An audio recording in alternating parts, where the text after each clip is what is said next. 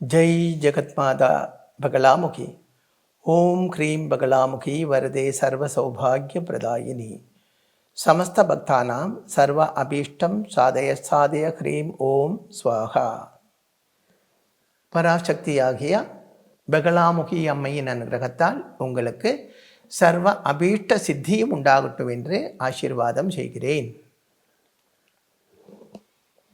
வாழ்க்கையின் வசந்த காலம் எது தெரியுமோ? வாழ்க்கையின் வசந்த காலம். சில பேர் சொல்லுவாங்க வாழ்க்கையின் வசந்த காலம் குட்டி காலம்தான் அப்படின்னு. ஆனால் அது சரியில்லை. வாழ்க்கையின் வசந்த காலம் இளமை காலம்தான், யௌவன காலம்தான் வாழ்க்கையின் வசந்த காலம். அப்போ தான் நம்ம லைஃப் என்ஜாய் பண்ணுறது. அப்போது லைஃப் என்ஜாய் பண்ணக்கூடிய அந்த வாழ்க்கையின் இளமை காலத்தில், வாழ்க்கையின் வசந்த காலத்தில் லைஃப் ட்ராஜடியாக இருக்கப்பட்ட நிறைய இளைஞர்கள் இருக்காங்க. என்ன காரணம் என்றால், அவங்க ரொம்ப கஷ்டப்பட்டு படித்து நல்ல ஒரு உத்தியோகமெல்லாம் வாங்கி அதுக்கப்புறம் ஒரு கல்யாணம் பண்ணுவாங்க. கல்யாணம்ங்கிறது வாழ்க்கையில் முக்கியமான ஒரு விஷயம்தான் என்று சொல்லலாம். ஆனால் அதோட சிலவர் வாழ்க்கை சீரழிஞ்சு போகிறது. இது ஆணோட ஜாதகத்திலையும் பொண்ணோட ஜாதகத்திலையும் அப்படி இருக்கத்தான் செய்யுது. இப்போது ஒரு வாரம் முன்னாடி ஒரு ஜாதகம் பார்க்கும் பொழுது அவர் சொன்னார், அவருக்கு 40 வயசாயிடுச்சு. ஆன்லைனில் தான் ஜாதகம் பார்த்தேன். அப்போ அவர் சொன்னார், இப்போ ஜாதகம் பார்த்தா உடனே அந்த ஹஸ்பண்ட் ஒய்ஃப் 2 பேர் ஜாதகமும் இருக்குது. பார்த்துட்டு நான் கேட்டேன், இது எதுக்கு சேர்த்து வச்சிருக்கீங்க? நீங்கள் கல்யாணமாகி சந்தோஷமாக இருக்காங்களா? சேரக்கூடாத ஜாதகங்களாச்சு, இது எதுக்கு சேர்த்தீங்க அப்படின்னு கேட்டேன். அப்போ அவர் சொன்னார், சந்தோஷம் என்றும் சொல்ல முடியாது, துக்கம் என்றும் சொல்ல முடியாது. ஆனால் என்ன பிரச்சனை என்றால் நீங்களே சொல்லுங்க அப்படி அவர் சொன்னார். ஆனால் என்ன பிரச்சனை என்றால், இப்படி சொல்லிட்டு அவரே சொன்னார், நீங்களே சொல்லுங்க அப்படின்னு. பிரச்சனை ஒன்றும் இல்லை. இந்த ஸ்திரீ ஜாதகம் தரித்திர யோகம் உள்ள ஜாதகம். இது உங்களோடு சேரும்பொழுது நீங்கள் ரொம்ப பவர்ஃபுல்லான பாக்கிய யோகம், கஜகசிரி யோகம், நீச்சபங்க ராஜயோகம், லக்ஷ்மி நாராயண யோகம், 3 மகா யோகங்கள் உள்ள ஜாதகம். இது 3ம் ரொம்ப பவர்ஃபுல்லான ராஜயோகங்கள் தான். ஆனால் உங்களோட வீட்டம்மா ஜாதகம் சம்பூர்ண பாப ஜாதகமாக இருக்கிறது. அது மட்டுமல்ல, அது தரித்திர யோகம் உள்ள ஜாதகமாக இருக்கிறது. அந்த ஜாதகத்தில் 2ஆம் இடத்துக்கு அதிபனாக இருக்கப்பட்ட புதன் நீச்சமாக இருக்கிறது. 7ஆம் இடத்துக்கு அதிபனாக இருக்கப்பட்ட கிரகம் நீச்சமாக இருக்கிறது. குரு 8லே இருக்கிறது. அப்படின்னால் இந்த அம்மா குபேரனை கல்யாணம் பண்ணினாலும் அவன் குஜேலனாய் மாறிவிடும். அரசனை கல்யாணம் பண்ணியிருந்தாலும் அவன் ஆண்டியாக மாறிவிடும். அதுதான் இந்த ஜாதகம். தப்பு பண்ணியிருக்கீங்க. அது மட்டுமல்ல, இந்த ஜாதகப்படி அவருக்கு ஆல்ரெடி ஒரு கல்யாணம் நடந்திருக்கணும், அப்படித்தான் தோணுது. அப்படி சொன்னேன். அப்போ அவர் சொன்னார், ஆமாம் சுவாமி, அவர் என்னுடைய ஸ்தாபனத்தில் ஸ்டாஃபாக வந்தவங்க தான். முன்னாடி கல்யாணம் நடந்த விஷயம் என்கிட்ட சொல்லலை. நாங்கள் லவ் பண்ணோம். லவ் பண்ணிவிட்டு கடைசியில் கல்யாணம் ஆகிற அந்த டைமில் முன்னாடி எனக்கு ஒரு கல்யாணம் நடந்துருச்சு. ஆனால் 3 மாதம்தான் இருந்தோம், அப்புறம் அது பிரிஞ்சு போச்சு அப்படி சொன்னாங்க. அப்போ 3 மாதம்தான் இருந்தது, பிரிஞ்சு போச்சு, அதில் இஷ்யூஸ் ஒன்றும் இல்லை அப்படியெல்லாம் சொன்னதுனால ஓகே, நானும் கல்யாணம் பண்ணிட்டேன். ஆனால் அன்னைக்கு எனக்கு 40 கோடி சொத்து, இன்றைக்கி 4 கோடிக்கு கடன். அதுதான் என்னுடைய அவஸ்தை. எல்லாம் எங்கே போச்சுன்னே தெரியலை. எப்படியோ கடன் வந்துடுச்சு. புதுசாக சில பிஸ்னஸுகள் ஆரம்பித்தாச்சு, எல்லாம் லாஸ் ஆகிடுச்சு. ப்ராப்பர்ட்டி எல்லாம் பேங்கில் வச்சுட்டு லோன் வாங்கி பிஸ்னஸ் ஆரம்பித்தோம். இப்போ பேங்கில் மணி மந்த்லி இஎம்ஐ கட்டணும் இல்லையா, அதுக்கு லோன் கட்டுறதுக்கு வழி இல்லை. வெளியில இருந்து கடன் வாங்கியிருக்கு, இன்ட்ரெஸ்ட் கட்டுறதுக்கு வழி இல்லை. ரொம்ப கஷ்டப்படுறேன், தற்கொலை பண்ணிடலாமா என்று கூட நினைக்கிறேன் அப்படி சொன்னாங்க. அப்போ பாருங்கோ, எல்லா பாக்கியங்களும் இருந்தது அவருக்கு. அந்த இளமை அனுபவிக்க முடியவில்லை. ஏன்? இந்த ஸ்திரீ ஜாதகத்தினால. இதே மாதிரி நேரம் ஆப்போசிட்டும் வரும். எல்லா பாக்கியங்களும் உள்ள ஸ்திரீ ஜாதகம், தரித்திர யோகம் உள்ள ஒரு புருஷன் வரும்.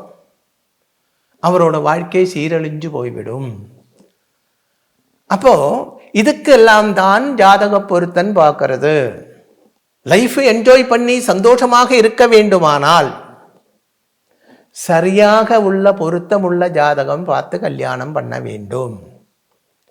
உங்களோட இப்போ நீங்கள், நான் ஒரு இது சொல்கிறேன், உங்களோட வீட்டில் நிம்மதியே இல்லை, உங்களுக்கு சந்தோஷமே இல்லை, எப்போ பார்த்தாலும் உங்களோட வீட்டம்மா என்ன சொல்லலாம், உங்களை டார்ச்சர் பண்ணிகிட்டே இருக்கு அப்படின்னா கண்டிப்பாக பாருங்கோ, உங்களோட 6ஆம் இடம், ஜாதகத்தோட 6ஆம் இடம் தான் அந்த அம்மாவுக்கு லக்னமாக இருக்கும். அப்படின்னா இந்த அம்மா முன் ஜென்மத்தில் உள்ள உங்களோட எனிமின்னு அர்த்தம். இது நேரம் ஆப்போசிட்டாகவும் இருக்கும். சிலவங்க வீட்டம்மாவை ரொம்ப டார்ச்சர் பண்ணிட்டு இருப்பாங்க. சந்தேகம் இல்லை, அந்த அம்மா ஜாதகத்திலே 7ஆம் இடத்துக்கு அதிபனாக இருக்கப்பட்ட கிரகம் 6ஆம் பாவாதிபனாக இருக்கும். அப்படின்னா இந்த அம்மாவோட முன்ஜென்மத்தில் உள்ள எனிமி தான் ஹஸ்பண்டாக வந்திருக்கிறது அப்படின்னு அர்த்தம். அதே மாதிரி 7ஆம் பாவாதிபன் 8ல் இருந்தால், 7ஆம் இடம் மங்கல்யஸ்தானம், அது 8ஆம் இடத்துல இருந்தால் அவருக்கு மனைவியாக வரப்பட்டவள் யாரோ, இல்லை அந்த பொண்ணுக்கு ஹஸ்பண்டாக வரப்பட்டவன் யாரோ, அவன் வாழ்க்கையில் எல்லா காலத்தை எதிர்நீச்சல் அடிக்கப்பட்டவனாக இருக்கும், வாழ்க்கையில் முன்னுக்கு வராதவனாக இருக்கும், கஷ்ட நஷ்டங்கள் அனுபவிக்கக்கூடியவனாக இருக்கும், லீகல் ப்ராப்ளம் ஃபேஸ் பண்ண வேண்டியதாக இருக்கும், சில நேரத்தில் ஜெயில்வாசம் வரைக்கும் உண்டாகும். அதே மாதிரி 12ஆம் இடத்துல இருந்தால் அப்படித்தான், 6ஆம் இடத்துல இருந்தால் ரோகியாக இருக்கும், சிலவருக்கு ஆயுசுக்கே தோஷம் இருக்கும். அப்போ இந்த மாதிரி விஷயங்கள் எல்லாம் பொருத்தம் பார்க்கும்போது சரியாகவே ஒரு ஆச்சாரியன்கிட்ட கொண்டு கொடுத்தா தான் இந்த மாதிரி விஷயங்கள் எல்லாம் பார்ப்பாங்க. இல்லாமல் பஞ்சாங்கம் பார்த்துட்டு அதில் ராசி பொருத்தம், ராசி ஆதிப பொருத்தம், வச்சிய பொருத்தம், மகேந்திர பொருத்தம் அப்படின்னு 10 பொருத்தம் கொடுத்துருப்பாங்க. விவாக பொருத்தம் அப்படின்னு, கல்யாண பொருத்தம். அது பார்த்துட்டு பொருத்தம் இருக்குன்னு சொல்லி கல்யாணம் பண்ணியாச்சுன்னா அது உண்மையான பொருத்தம் அல்ல. அப்போ நீங்கள் கேட்பீங்க, அது எதுக்கு அப்படி கொடுத்துருக்கு அப்படின்னு. அதுக்கு ஒரு விஷயம் இருக்குது. அதாவது பொண்ணோட ஜாதகத்திலேயும் பையனோட ஜாதகத்திலே எந்த தோஷங்களும் இல்லை என்றால் இந்த பொருத்தம் நீங்கள் எடுத்துக்கொள்ளலாம். இது பார்த்தால் போதும். அதுக்கு ஒரு எக்ஸாம்பிள் உங்களுக்கு சொல்கிறேன். இப்போது இந்த ஞாயிற்றுக்கிழமை அன்னைக்கு ராகு காலம் இருக்கு இல்லையா, 4:30 6 ராகு காலம், ஈவினிங் 4:30 மணியிலேருந்து 6 மணி வரைக்கும் ராகு காலம். காலையில் மண்டே காலையில், திங்கக்கிழமை காலையில் 7:30 9 வரைக்கும் 1.5 மணி நேரம் ராகு காலம். இது எல்லாருக்கும் தெரிஞ்ச விஷயம்தான். ஆனால் அது சூரியோதயம் 6 மணிக்கு இருந்தால் மட்டும்தான் இது சாஸ்திரம் கரெக்டு. அதாவது சூரியோதயம் 6 மணிக்கு ஆயிருந்தால் சொல்லப்பட்ட இந்த 4:30 6 7:30 9 10:30 12 வெள்ளிக்கிழமை இதெல்லாம் கரெக்டு.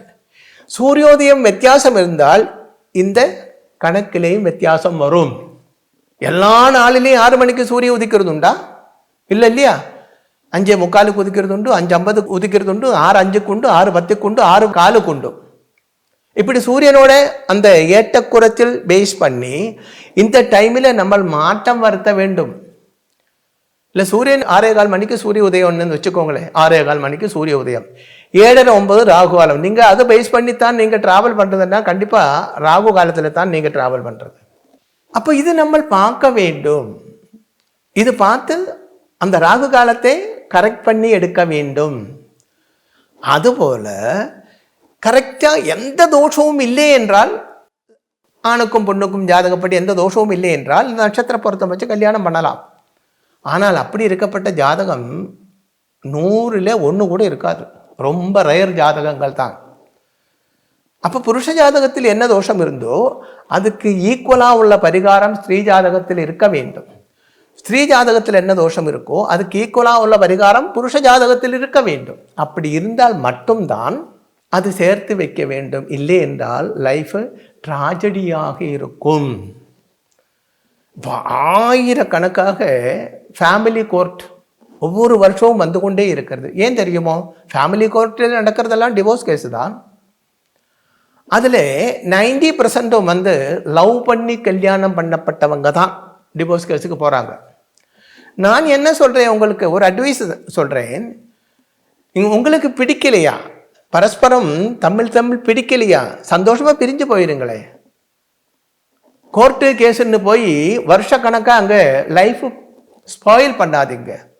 அப்படி போனால் வருஷக்கணக்காகும். எனக்கு தெரிஞ்ச ஒரு ஆள் வந்து 15 வருஷ காலமாக டிவோர்ஸ் கேஸ் நடக்கிறது. அந்த ஜாதகம் உங்கள்கிட்ட காட்டிட்டு அதை பற்றி சொல்லலாம்னு இருக்கேன். 15 வருஷமா டிவோர்ஸ் கேஸ் நடக்கிறது. எவ்வளவு மூடத்தரமான செயல் பாருங்கோ. அந்த பையனுக்கும் இளமை நஷ்டமாகிறது, பொண்ணுக்கும் இளமை நஷ்டமாகிறது. யாருக்கு எங்க நஷ்டமாகிறது? அப்போ என்ன பண்ணணும்? அப்படி வந்தாச்சா 2 பேர் வீட்டுக்காரும் ஒன்று சேர்ந்து பேசி சந்தோஷமா பிரிஞ்சு போயிடணும். அவன் வேற கல்யாணம் பண்ணணும், இவளுக்கு வேற கல்யாணம் பண்ணணும். வாழ்க்கை ஒரு வட்டம்தான். அதே சந்தோஷமா வாழ வேண்டும், என்ஜாய் பண்ணி வாழ வேண்டும். நான் பொதுவாக எல்லா ஆண்களும் என்ன பார்ப்பாங்கன்னு, பெண்களை விட ஆண்கள் அதிகமாக பார்க்கும். எனக்கு வரப்பட்ட பொண்ணு ரொம்ப அழகாக இருக்கணும், எல்லாரும் பார்த்தாலும் பார்த்து ஆசைப்படணும், அப்படித்தான் எல்லா ஆணும் நினைப்ப கால்குலேஷன் பண்ணுறது. ஆனால் அவரிடம் நான் ஒரு அட்வைஸ் சொல்கிறேன். உனக்கு நல்ல ஒரு சாப்பாடு, நீ நினைக்கிற மாதிரி மனம், டேஸ்ட்டு எல்லாம் உள்ள ஒரு சாப்பாடு கிடச்சிருக்கு. ஆனால் அது சாப்பிடணும்னா உனக்கு பசி இருக்கணும் இல்லையா? உனக்கு பசி இருந்தால் மட்டும்தான் அது என்ஜாய் பண்ணி உனக்கு சாப்பிட முடியும். இல்லைன்னா சாப்பாடு கிடைச்ச பிரயோஜனமே இல்லை. நான் சொல்லப்பட்ட வார்த்தையோட உள்ளர்த்தம் உனக்கு புரிஞ்சிருக்கும் அப்படின்னு நினைக்கிறேன். அப்போ பல காரணங்களும் இந்த டிவோர்ஸ் கேஸுக்கு முக்கியமாக உள்ள விஷயம் என்ன தெரியுமோ? செக்ஸுவல் சாட்டிஸ்ஃபேக்ஷன் இல்லை என்பதுதான். அங்கத்தான் இந்த டிவோர்ஸ் கேஸ் நடக்கிறதுக்கு முக்கியம். அதோடைய ஆணிக்கல் அங்கத்தான். அப்போ பொருத்தம் பார்க்கும்போது இது ரொம்ப முக்கியம், பார்க்க வேண்டும். கல்யாணம் பண்ணி கொடுக்கறதுக்காக, காமசாந்தி உண்டாகிறதுக்காக. அந்த காமசாந்தி உண்டாக்கக்கூடிய கழிவு அதிகமாக இருக்க வேண்டியது ஆணுக்கு தான். பொண்ணுக்கு அது கம்மியாகவும் இருக்கணும், ஆணுக்கு அதிகமாகவும் இருக்கணும். இது ஜாதகம் பார்த்தால் சுக்கிரனை கொண்டு அந்த விஷயம் திங்க் பண்ண முடியும். இது ஒன்றும் இல்லாமல் பொருத்தம் பார்த்து கல்யாணம் பண்ணி 8 பொருத்தம் 10 பொருத்தம் இப்படியெல்லாம் எழுதி கொடுக்கப்பட்ட ஆச்சாரியன்மார் என்று சொல்லப்பட்டவர் நிறைய இருக்கிறதுனால தான் இவ்வளவு டிவோர்ஸ் கேஸுகள் உண்டாகிறதுக்கு முக்கிய காரணம். பின்னே இந்த லவ் பண்ணப்பட்டவங்க. நீங்கள் லவ் பண்ணுங்க, அதில் ஒன்றும் மைனஸ் நான் சொல்லலை, தாராளமாக லவ் பண்ணுங்க. ஆனால் அதுக்கு முன்னே ஜாதகம் வாங்கி கொஞ்சம் பொருத்தம் பார்த்துக்கோங்க. ஏனென்றால் புருஷன் பையன் நீங்கள் 2 பேர் உண்மையா திங்க் பண்ணி பாருங்களேன். லவ் பண்ணும்போது நீ அவளையும் அவள் உன்னையும் ஏமாத்திட்டு தானே இருக்காங்க. சொல்றதெல்லாம் போய் எல்லாம் நாடகம், அதுதானே. நீ என்ன நினைக்கிற என்றால் அவளுக்கு இது புரியாதுன்னு நினைக்கிற, அவளும் இதை தான் பண்ணிட்டு இருக்கு. 2 பேரும் பரஸ்பரம் நடிக்கிறாங்க. ஒரு கல்யாணம் ஆகி ஒரு ரூமுக்குள்ள, ஒரு வீட்டுக்குள்ள, ஒரு ரூமுக்குள்ள ஒன்று சேர்ந்து வாழும்போது என்ன ஆகும்? இந்த பொய்முகம் ஒன்றுன்னா அழிஞ்சு விழுந்துடும், உண்மையான சுபாவம் வெளியில வந்துடும், பிரச்சனை ஆரம்பிக்கும். அப்போ உண்மையான சுபாவம் என்ன என்று தெரிய வேண்டுமானால் ஜாதகம் பார்த்தா தான் தெரியும். 100%. இது பாருங்க, பழைய காலங்களில் எல்லாம் நீங்கள் எங்கேயாவது கேள்விப்பட்டிருக்கீங்களா டிவோர்ஸ் கேஸ் அப்படின்னு? இல்லை, ரொம்ப ரொம்ப ரொம்ப ரேர். நீங்கள் உங்கள் அப்பா அம்மா கிட்ட, உங்கள் பேரண்ட்ஸு கிட்ட, தாத்தா பாட்டி கிட்ட எல்லாம் கேட்டு பாருங்களேன். அந்த காலத்தில் இதெல்லாம் கிடையாது. ஆனால் அவங்க எல்லாம் எவ்வளோ சந்தோஷமாக வாழ்ந்தாங்க தெரியுமோ? அப்போ இதுக்கு என்ன எல்லாம் காரணம் என்ன என்றால், இப்போ மனுஷனில் நன்மையை விட திண்மைதான் அதிகமாக இருக்கிறது. சொல்றதெல்லாம் பொய், எல்லாம் நடிப்பு தான். அப்போ இந்த நாடகங்கள் வந்து நமது வாழ்க்கையின் வசந்த காலத்தை வறண்ட காலமாக, கோடை காலமாக மாற்றுறது. வாழ்க்கையை என்ஜாய் பண்ண வேண்டும், சந்தோஷமாக வாழ வேண்டும். சந்தோஷமாக வாழ வேண்டுமானால் என்ன இருக்க வேண்டும்? ஆரம்பத்தில் சொல்ல மாதிரி அல்ல, ஆயுசு ஆரோக்கியம் தனம் பாக்கியம் அதல்லே. இளமை என்ஜாய் பண்ண வேண்டுமானால் இங்கே இன்னொரு விஷயம். ஒரு மனுஷன் சந்தோஷமாக வாழ 3 விஷயங்கள். பூமியில் சொர்க்கம் என்று சொல்லப்பட்டது 3 விஷயங்கள். ஒன்று, நாம் நினைக்கப்பட்ட நேரத்தில் நாம் இஷ்டப்பட்ட போஜனம்னா பட்சணம் நமக்கு வயிறார சாப்பிடும்படி கிடைக்கணும். இப்போ ஒருவன் என்ன சொல்லலாம், பிரியாணி சாப்பிட்றதுக்கு தான் அவனுக்கு இஷ்டம், அவனுக்கு ரொம்ப பிடிச்சது பிரியாணி தான். சரி, அவனுக்கு நிம்மதியாக திருப்தியாக சாப்பிட மாதிரி அந்த பிரியாணி அவனுக்கு கிடைக்கணும், எந்த டிஸ்டர்பன்ஸும் இல்லாமல் இருந்து வயிறார சாப்பிடணும். அது ஒன்று. 2வது, நிம்மதியாக தூங்கணும், எந்த டிஸ்டர்பன்ஸும் இல்லை. பயங்கரமாக சூடு இல்லை, பயங்கரமாக குளிர் இல்லை, கொசு இல்லை, ஈ இல்லை, நிம்மதியாக மதியாகும் வரைக்கும் தூங்க வேண்டும். மூணாவது, தனிக்கு மனசுக்கு சேர்ந்த இணையோடு சேர்ந்து செக்ஸ் பண்ணுறது. அது இந்த மூணும் யாருக்கு கிடைக்கிறதோ அவன் பூமியில் சொர்க்கத்தில் வாழ்ந்து கொண்டு இருக்கிறது. நீங்கள் யோசிச்சு பாருங்க, உங்கள் வாழ்க்கையில் இது உண்டா?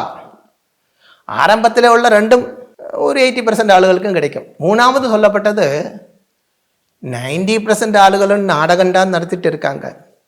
ஏனென்றால் இங்கே வந்து ஜாதகம் பார்க்கப்பட்டவர்கிட்ட ஜாதகம் இப்படி பார்க்கும்போதே கேட்பேன், இது பொருத்தமில்லையே, சந்தோஷமா இருக்கீங்களா? போய்கிட்டு இருக்கோம் சாமி அப்படி சொல்லுவாங்க. சிலவங்க சொல்லுவாங்க, என்ன செய்யறது, சகிச்சு தானே ஆகணும், இப்படி சொல்லுவாங்க. இது இளைய வயசு ஆகியிருந்தால், ரொம்ப வயசு ஆகாத ஆளுகள் ஆயிருந்தா நான் சொல்லுவேன், சந்தோஷமா பிரிஞ்சு போயிருங்கோ. அவளுக்காக நீ வாழணும், உனக்காக அவள் வாழணும். அது எதுக்கு? ஹாப்பியா பிரிஞ்சு போவோம். உங்க வாழ்க்கை உங்களுக்குள்ளது தான். அடுத்தவனுக்காக நீங்க வாழ வேண்டிய அவசியம் இல்லை. அடுத்தவனுக்காக தியாகம் பண்ணக்கூடியது அல்லே உங்களுடைய வாழ்க்கை. ஆனா 10, 50, 60 வயசாயவர்கிட்ட இது சொல்ல மாட்டேன். இந்த ஜென்மம் பூரா இப்படி அனுபவிச்சு தான் ஆக வேண்டும் அப்படி சொல்லுவேன். அப்போ பாருங்கோ, வாழ்க்கையின் வசந்தம் யௌவனம்தான், இளமை காலம்தான். அது சந்தோஷமாக இருக்க வேண்டுமானால் நமக்கு லைஃப் பார்ட்னராக வந்து சேரப்பட்டவர் நமக்கு மனசுக்கு ஏற்ற ஆளாக இருக்க வேண்டும். அதுதான் பழைய காலத்தில் சொல்லியிருக்காங்க. பொண்ணு பார்க்கும்போது வயசான ஆளுகள் சொல்லுவாங்க, ஏ பொண்ணு பார்க்க போறியா, பொண்ணு அண்ணன் மாதிரி இருக்கணும்டா அப்படி சொல்லுவாங்க. அதுக்கு என்ன அர்த்தம் தெரியுமோ? பொண்ணு வாத்து மாதிரி இருக்கணும்னு அல்லை. அண்ணன்னா வாத்து தானே, அரையண்ணம் வாத்து. பொண்ணு வாத்து மாதிரி இருக்கணும்னு அல்லே அதுக்கு அர்த்தம். பொண்ணு அண்ணன் மாதிரி இருக்கணும்னால் சோறு மாதிரி இருக்கணும்னு அர்த்தம். அப்படின்னா சோறு நமக்கு வெறுக்குமா? டெய்லி தான் சோறு சாப்பிட்றோம்.